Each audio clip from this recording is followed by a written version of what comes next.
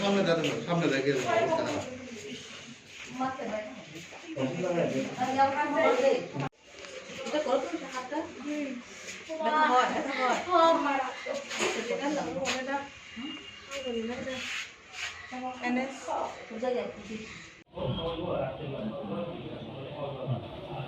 ব্যথা নাই তো না?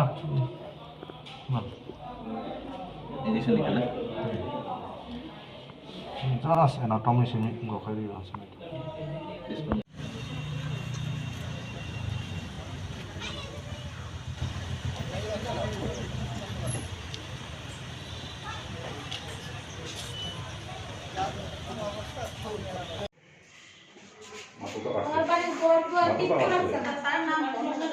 गुलाल मारছে मैं मेरी गाना थाने रे गुलाल मारছে কি না স্যার ফিরে দিতাম না কেন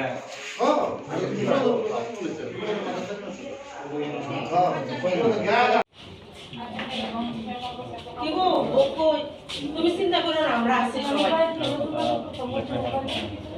আচ্ছা তুমি কি চিন্তা করো দেখতে পেয়েছি গতকালকে শান্তিপূর্ণভাবে ভোট শেষ হয়েছে। তারপর থেকেই বিভিন্ন এলাকায় কিছু সংখ্যক সিপিআইএম ক্যাডার তারা নানানভাবে হাতে দা লাঠি নিয়ে আমাদের কর্মীদের উপর হুমকি ধুমকি এবং আক্রমণ করার চেষ্টা করছে।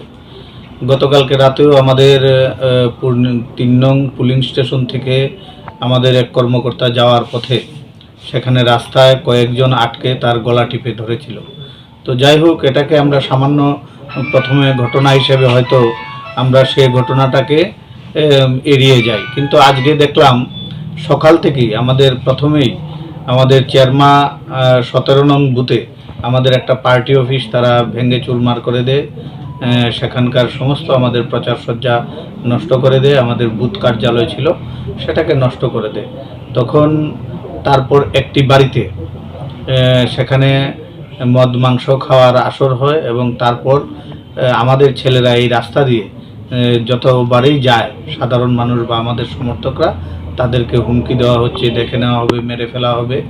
হঠাৎ করে একটা অমল পাল আমাদের এই রাস্তা দিয়ে যাচ্ছিল, তার উপর তারা সেই বাড়ি থেকে বেরিয়ে তীর এবং রড নিয়ে তার উপর আক্রমণ করে।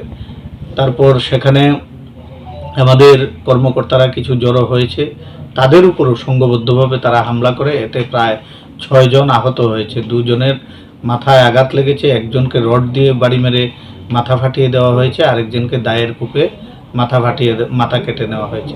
তারপর আমরা গেলাম সেখানে এবং পুলিশ গিয়েছে।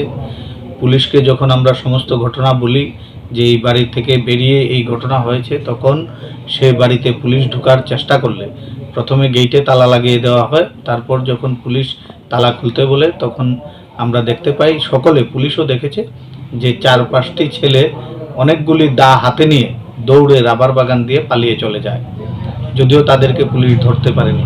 এবং সেখানের ঘটনার কিছুক্ষণ পরেই আমাদের পশ্চিম সিঙ্গিছড়া পঞ্চায়েত সদস্য অসিত দাসের বাড়িতে কিছু সংখ্যক এই 7-8 জনের একটা গ্রুপ সেখানে তাদের বাড়িতে গিয়ে উঠে তাদেরকে মারধর করার চেষ্টা করে, বাড়িঘরে হামলা করে। তখন সেখানে আমরাও যাই, আবার পুলিশও যায়। পুলিশ যাওয়ার পর দেখা যায় যে তীর ধনুক নিয়ে তারা আমাদের দিকে তাক করে দাঁড়িয়ে আছে। তো পুলিশ যাওয়ার পর তারা দৌড়ে পালিয়ে যাওয়ার চেষ্টা করে, তখন তাদেরকে পুলিশ গ্রেপ্তার করে, পুলিশ দৌড়ে তাদেরকে ধরে। তো এভাবে, এবং এখন আমি শুনতে পেলাম যে আমাদের মধ্য সিঙ্গিছড়া আমাদের সরজিৎ দাস